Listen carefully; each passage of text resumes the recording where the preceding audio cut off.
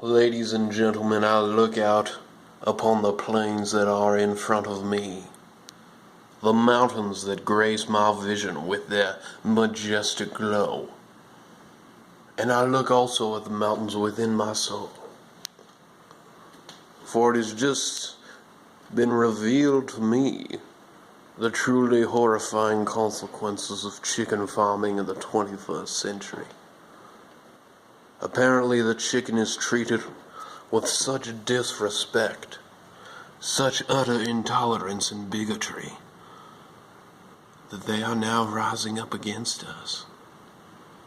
And I know it's difficult to see outside of these wooden cast blinds, but we all feel it inside each other. They are unhappy with us. They seek vengeance. They seek revenge. And they seek retribution.